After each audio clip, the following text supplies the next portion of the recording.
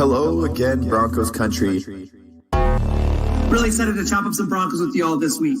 Bourbon, Broncos, and no BS. Orange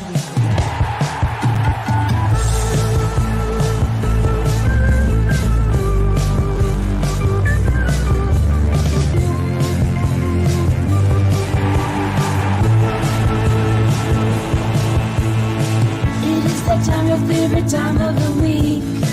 We're not for the Raiders, Chargers, or Chiefs. So grab your brews and your fantasy league. We got that blue and orange blood that you bleed. Like Lindsay, Sutton, and Judy. We are the Mile High Broncos country.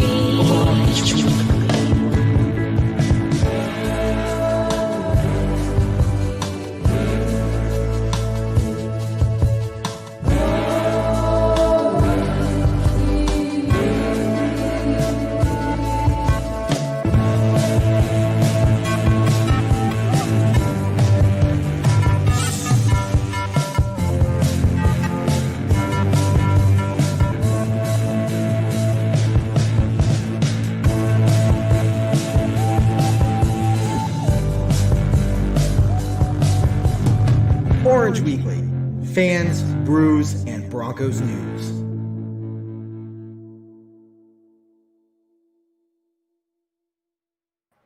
Broncos country, what is up? Kev Dan here. I am joined by Dan, Jason Dandino, the other Dan. I don't know. We are less than an hour away from game time. Glad you're all here. Jason's not going to get to talk for a while because he's going to have some comeback. Anyway, put your comments, put your questions. We got some news, obviously. Philip Lindsay, if you haven't heard, is out for tonight, which I'll let Jason talk to since he's our athletic trainer and injury expert. So we're here to talk about everything you want to talk about leading up to game time. And yeah, let's just start with that news, Jason. Lindsay is out, turf toe. Obviously, we all wanted him here, but what you got going? What you think is going on, man? Yeah, definitely. Hopefully this game isn't as much of a debacle as that intro was, but moving on. Yeah, Lindsay out for the game. He was listed as questionable. He's been practicing, which is good. However, gets a Jets team. You're hoping you don't necessarily need him in a big sense. So obviously at this point, the team and Lindsay decided that it'd be better to rest him for one more week, get him, especially since it'll be a longer week. Obviously we don't play till next Sunday. So get those extra few days of rest for him instead of risking a re-injury and sending him back for another 4 or 5 weeks. This way, rest him one more week and hopefully we'll have him for the rest of the season. Yeah, definitely. And Devontae Harris is out as well. So that's going to be interesting in the backfield there. Obviously, this is the Jets. So if there's an injury, I guess at this point, rather keep somebody healthy and help them recover a little bit more before we play the Patriots on October 11th. By the way, everyone, that game got moved to 2:25 p.m. Mountain Time. So just so you're aware. So one thing we saw last week was both Fournette and Okuwebunam, the tight ends there, were healthy scratches. And that came into a lot of question, at least from us, saying what is going on. We know these teams are going to blitz. Why do we not have those, at least one of those two blockers out there to help? Right. Well, maybe they were listening to us. Maybe they just got smart.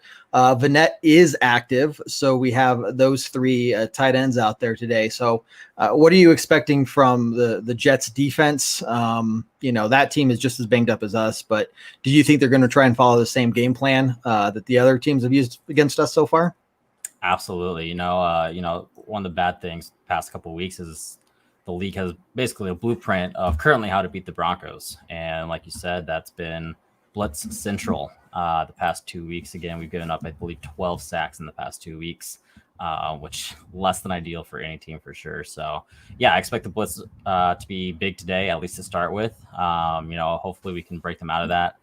The hope for me personally is we utilize Melvin Gordon a lot more than we did last week. That will hopefully keep them a bit more honest. It'll help establish the play action, which can definitely be used to help deter the blitz as well. But yeah, definitely with that extra tight end, that should help. But yeah, I definitely expect the Jets to come out blitzing as much as the previous 2 weeks that we've seen teams throw at us.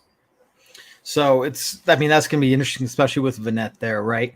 Or with Ripon standing back there. So, there's going to be a lot of question about what he's going to do. I think we're going to rely heavily on Melvin Gordon, but he's kind of been average. So I think that we're going to need both of them, Gordon and Ripon, to step up and make some big plays. I totally agree. I think part of that falls a bit on the play calling, which and to a degree too. I mean, when you're chasing a big deficit, you have to go into the air more. When you're down 28-3 or whatever, you have to throw more than you pass. But Melvin Gordon, I believe, only got 8 touches last week.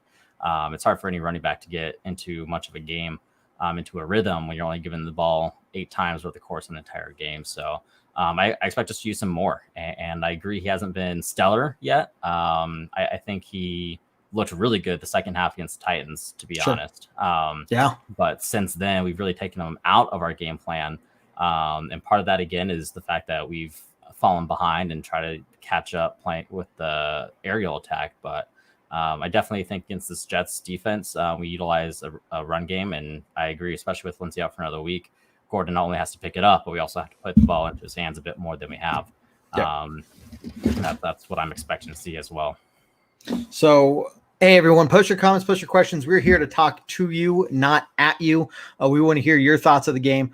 And one thing we've been doing since the beginning of the season, and hopefully we get to do it tonight, post your score predictions. If the Broncos win, you will all be entered into a prize drawing. If you get the score correct, you will automatically win a prize. So can't happen if you don't post some score predictions. And heck, if only 2 people post score predictions and the Broncos win, well, then you got a 50-50 chance. So post those. Jason and I are going to share our score predictions at the end of the show here. Neil, how you doing? He thinks the beers will help us win this game, and the KevDan 2020 elections. Now, there is talk about who I'm going to pick as my running mate.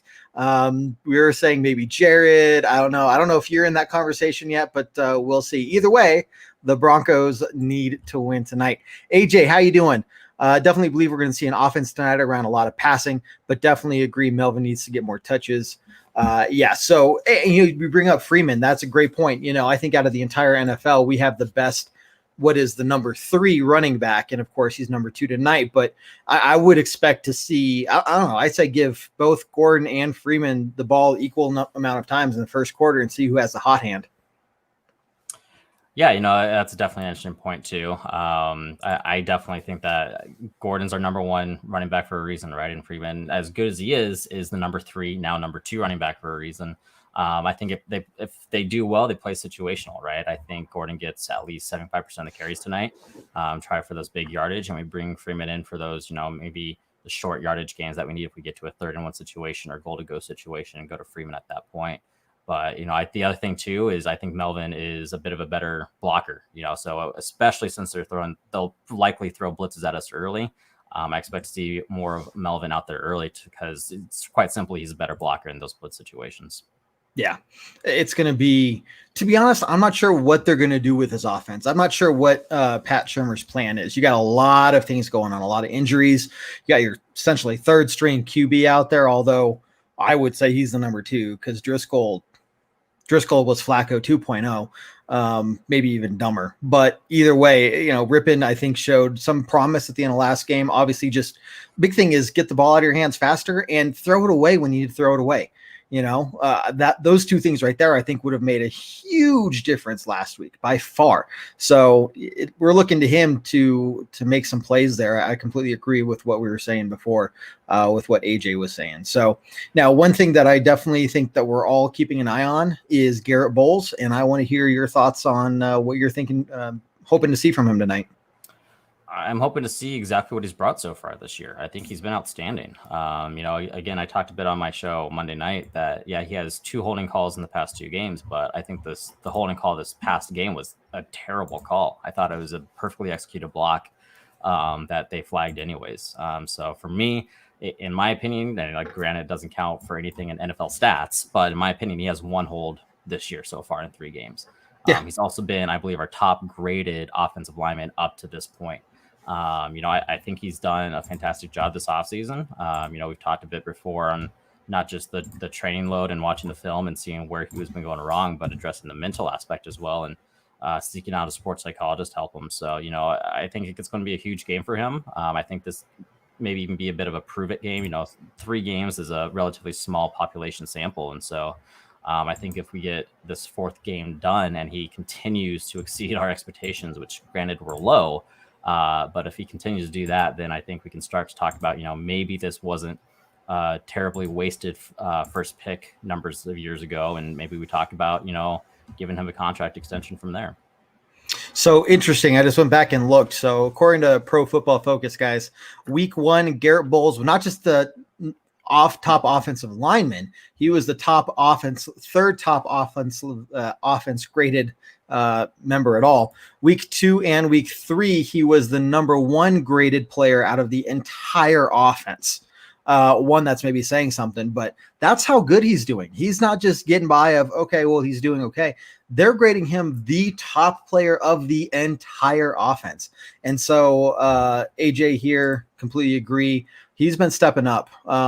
Now, love Mike Monchak. I think he is a phenomenal coach. I think everybody agrees he is the top offensive line coach. And I think that's why, and Neil, I'll get to your comment here in a second.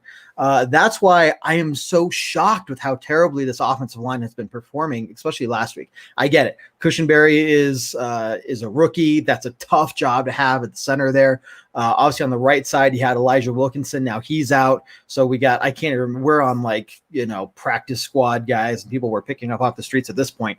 But I would have still liked to have seen some sort of continuity. I mean, Dalton Reisner is out there. He's his second year, right? So what do you think about the offensive line, and are we going to see improvement tonight?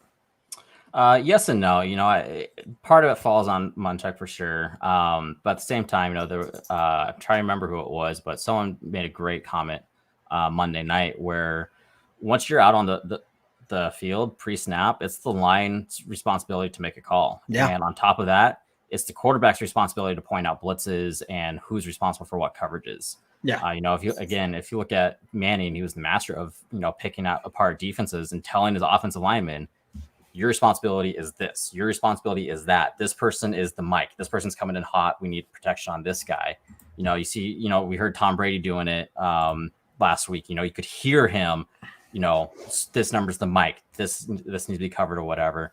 And last week, up until we saw Ripien, we didn't have a quarterback who was making any kind of adjustments or reads defensively. And so I think that's a huge part of the issue as well is, we've basically had Driscoll for 2 weeks.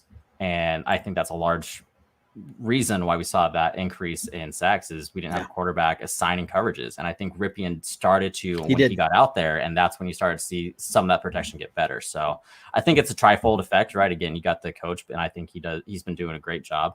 Part of it's the line picking up the calls when they're out there, and a quarterback who's able to read the defense and letting the line know who they need to protect. So I do expect it to be better tonight because from what I saw, Ripien's better able to read defenses than Driscoll was able to. I don't know if it was so much read defense, but he was calling stuff out, right? I don't know if he really called any play changes, but just having that communication with the offensive line is huge. And, I would have expected Ripien to go out there at halftime. Honestly, the way Driscoll was playing, it wasn't going to get any better in the second half, right? And not to say that would have made a difference in the game, but I think that would have showed what this offense is more capable of, for more than one quarter.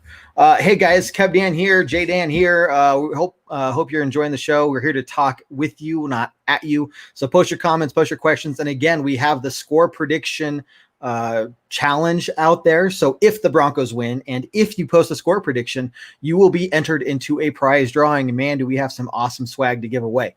If you post the correct score prediction, you are automatically going to win. So I think we've had 2 score predictions entered so far. And I said earlier, if Broncos win and there's 2 score predictions, well then heck, maybe both of them win. We'll see. First place and second place at that point. So please post your score predictions. We want to hear what you guys have to say. I do like Neil's comment here. We do need more Band-Aids and liquor, especially after the last game. Look, I know it's Tom Brady, but I was hoping that we'd have a little bit more fight in us. Let's see. Steve, I'm not even going to talk about this right now. I don't want to even think about it. I mean, you're not wrong, but there you go. Jose from California, how you doing? Barb, Indiana, how you doing? Yes, Jose, only if they win. That is part of the game there. So I think this is your best chance so far in the season to actually be entered into that prize drawing based off the Broncos winning. So, put it out there. Here's a good question. AJ McMillan, how you doing? How is Chubb doing so far? So Jason, I'll let you take that one right off the bat. Yeah, absolutely. I think he's performing about as well as you would expect anybody to return from an ACL to do. We've talked about in previous shows here, the hardest thing, and you can ask any professional football player, any professional athlete, any athlete in general who has torn their ACL, the hardest thing is to gain confidence in that ACL again, right? It's getting that confidence in your knee that it's able to withstand the forces you're putting in. Doctors can clear you can check all the rehab check marks, whatever, but it's that final component, that mental component of trusting that knee again. And I think it takes time. That's just the truth of the matter. And I think this is another example where, again, we see no preseason biting us in the butt, because that preseason would have been valuable live reps for Chubb to have to continue to gain confidence in his knee. I definitely expect him to keep getting better throughout the season. Obviously, we haven't seen a ton of him. He's accepting responsibility for it too. He's saying that his job's to get to the quarterback, and he hasn't really done that yet. And so I think the fact that he's willing to accept that responsibility at this point, I think we're going to find another gear out of him in upcoming weeks. But, definitely keep expecting him to get better throughout the season. It's a process, which sucks. Obviously, without Von Miller, it's on a bigger display of the lack of production, but it's not a lack of production that I would not have expected. So keep looking for him to get better. But at this point, I think he's doing a great job with the situation he's been put in. Yeah, I mean, it's hard to say when you have a player that has that kind of injury, and now, you don't even have Von Miller on the other side to really help you take some of that pressure off, right? It's tough. You really want, and guys, especially with the way this season is going, like I want him to get more comfortable each game as each game goes by, right? But looking here, I want to go to the defense and see how he was graded. He did make some good plays last game. You know what I mean? He stepped in. I think he stopped one, if not two rushes there. And on the defense, PFF has Bradley Chubb ranked as the number 2 player on defense. So he may not be getting really any sacks. His higher score comes from the run defense. So he is getting in there. He is stopping those runs, but is he getting to the quarterback every time? No, but he is doing some sort of job to contain the run. And I think that's huge. Yeah, absolutely. Couldn't agree with you any more than that. Yep.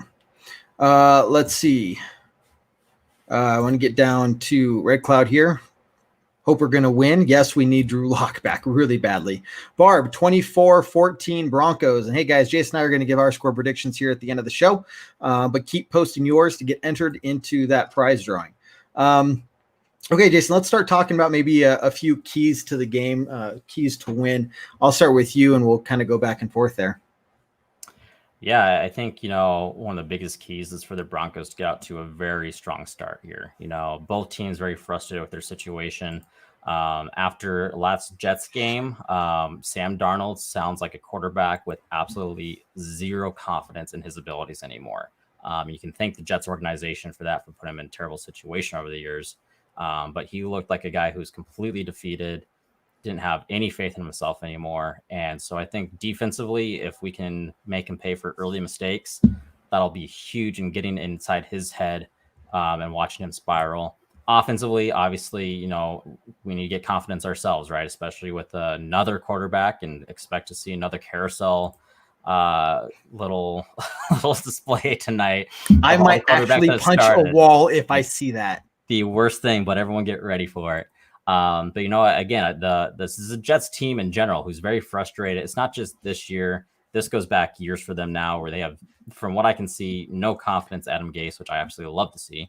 The whole team's frustrated with their situation. So I think if we get on the scoreboard early and make Darnold cough up a mistake early on, then this could be a great game for the Broncos at that point. One of the things I'm going to talk about here, and Shoei completely right. The passing game, win that turnover battle, be balanced. One of the things that I'm really looking for that we didn't do at all last week was turn the field. We kept starting our drives 10-yard line, 15-yard line almost every time, but we couldn't get anything going on offense. And so Tampa Bay was starting their drives on 40, 45, 50 midfield. And so we just could never get over that and pin them back at their side of the end zone there. So I think it's going to be fair. huge. To be fair, we did pin them fairly decently when we gave up the safety. But they were starting. But then the next possession, they started further down the field. Okay, fair. Okay, yeah. And when we kicked off to them to begin, what was it, the half? I don't know. So, yeah. Okay, fine. We got them twice. Sorry. I want to see it more than twice and no blocked punts, obviously. So, but I think that's going to be huge, right? Get some offense going. Is this going to – guys, this is not going to be a pretty game. This is going to be ugly no matter how you look at it. High-scoring game, low-scoring game, this is going to be ugly. Both teams are just beat to hell, right? But if we can get that offense rolling and like Joey is talking about, get the passing game going, be balanced on offense. We're not going to score in every drive, but we can at least push it back so that the Jets are starting within their 20 more often than not. That's going to be huge for us, man. What else you got?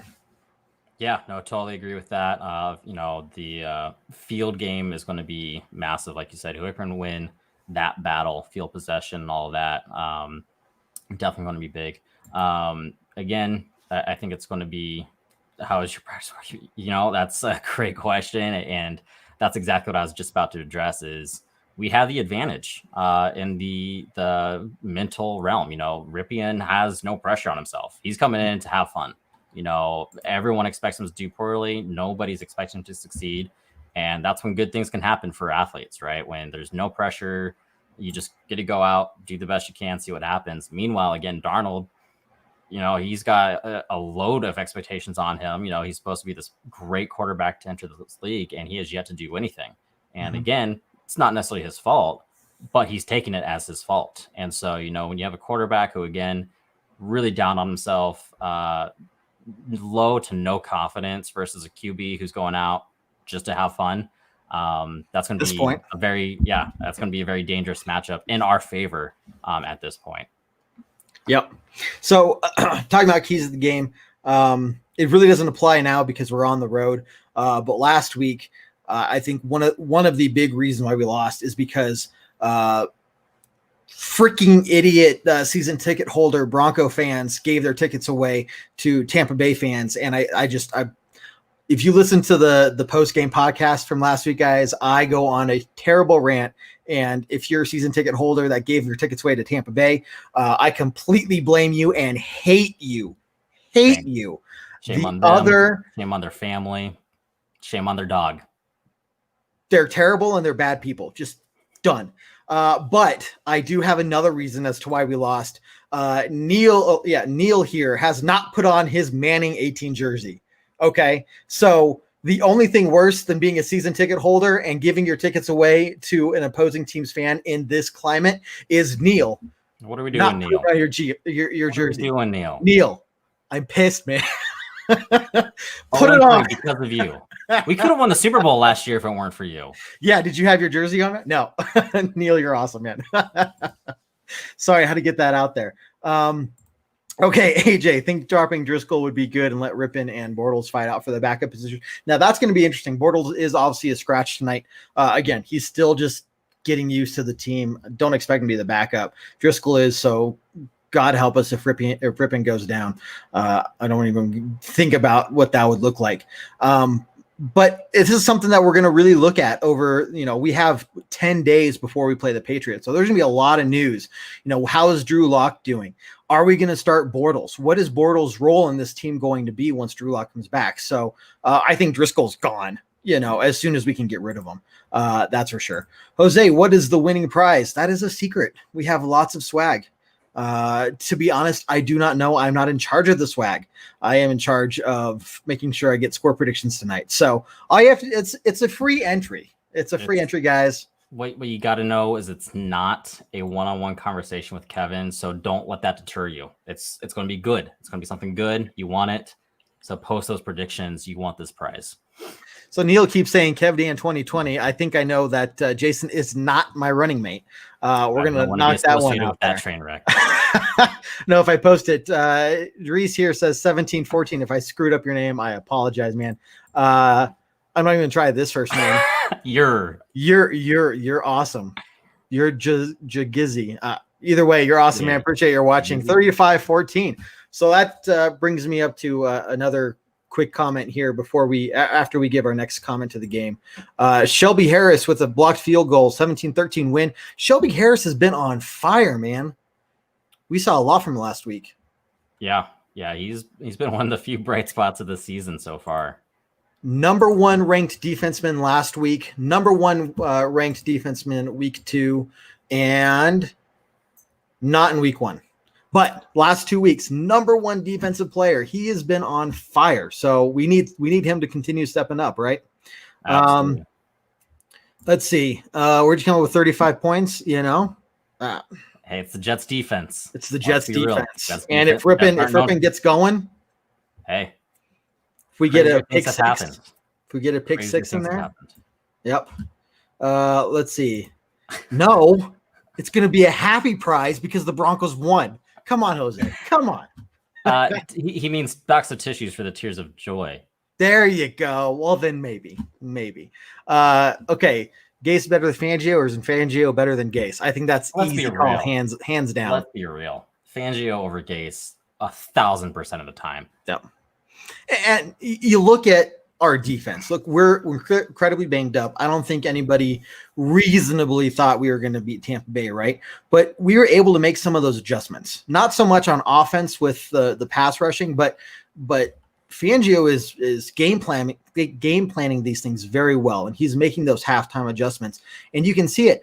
We held Tampa Bay to 5 points in the entire second half. We held Tom Brady to 0 touchdowns for an entire half.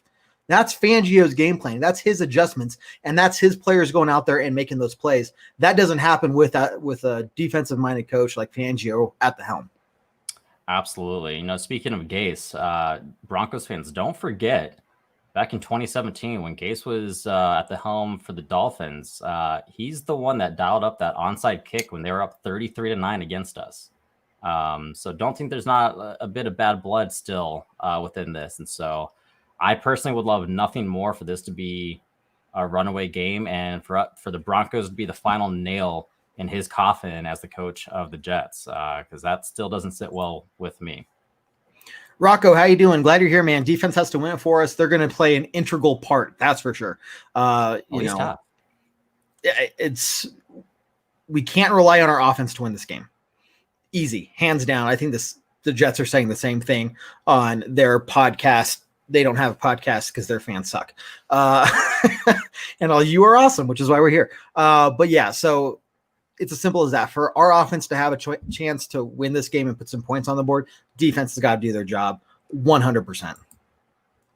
Let's see. The secret to win in New York, get drunk like Joe Namath and win. That's an option. Was that the quarterback supposed to do that or us? Because hopefully us. Steve, we have no pass rush. Yes, it's been hurting. We talked about it earlier. It sucks. Bradley Chubb is still coming off that injury. Obviously, we don't want to rush it because we're already so banged up this year. And no Von Miller. You're right. There is no pass rush, and we're so spoiled by Von Miller. We are so spoiled by what he's done for the team. Since 2011? Look, it sucks, but this is where we're at right now. So completely agree, man. It sucks.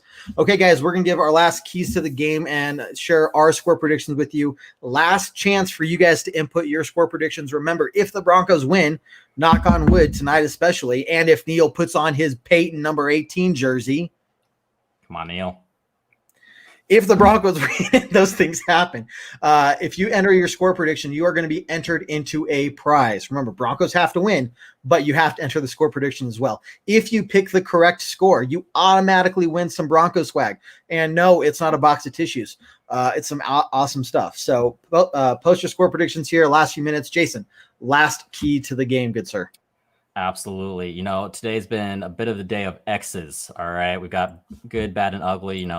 Ugly, my ex tried to contact me again today. Not happening.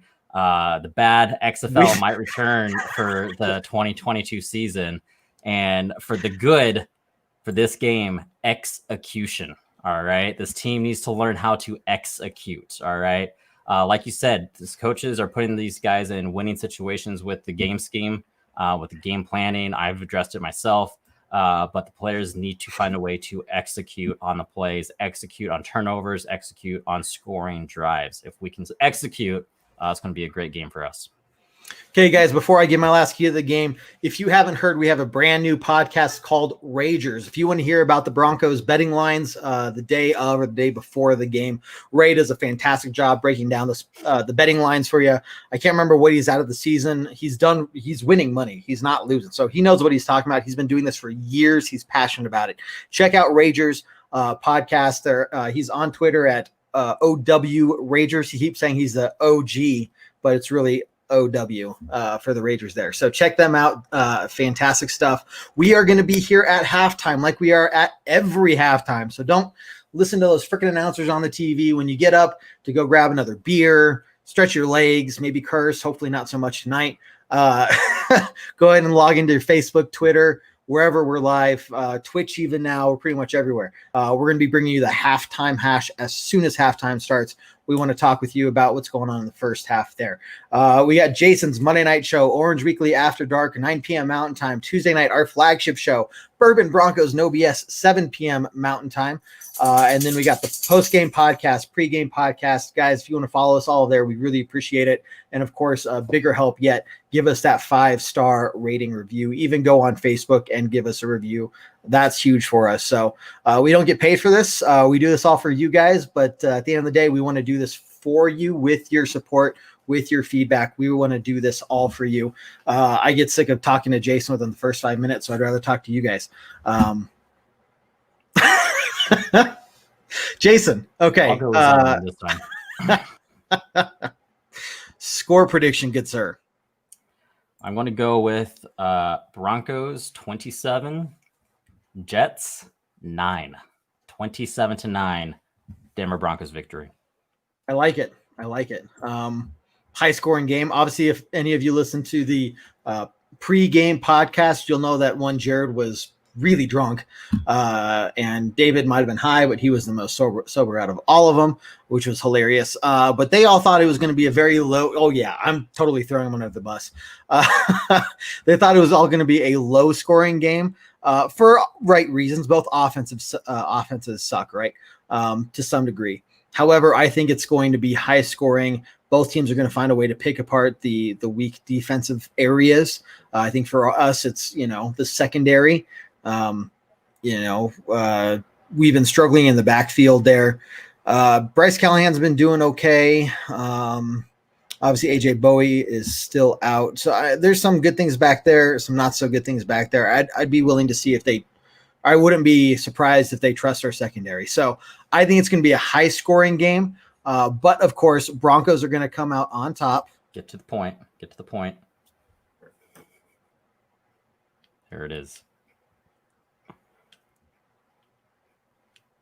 God, I hate you.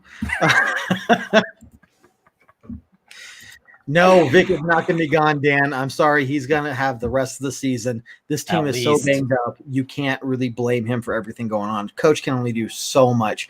Coach isn't going out there getting the punts blocked. Coach isn't going out there, dropping passes. Look, he's going to be here for a whole third year. If you look at really good teams in the NFL, they keep their coaches. They let the coaches grow with the team. They're going to stay. Again, look at the 49ers. Kyle Shanahan, 6-10 his first season, 4-12 the second season, much due to injuries. Third season took him to the Super Bowl.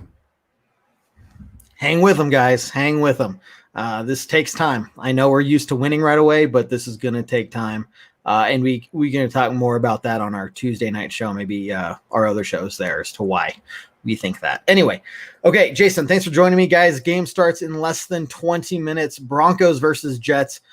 Thanks for posting your score predictions. And again, let's see. Thanks, Neil. You're like one of my number one fans. At what point does optimism outweigh stupidity, though? That's what you gotta ask. I'm here to ask the real questions here. The tough real ones. questions. Oh, okay. Okay. Thanks for joining us, guys. We're going to head on out and get ready for the game. We'll see you here at halftime. So I guess, Jason, nothing else to say, but Go Broncos. go Broncos. Take care, everyone.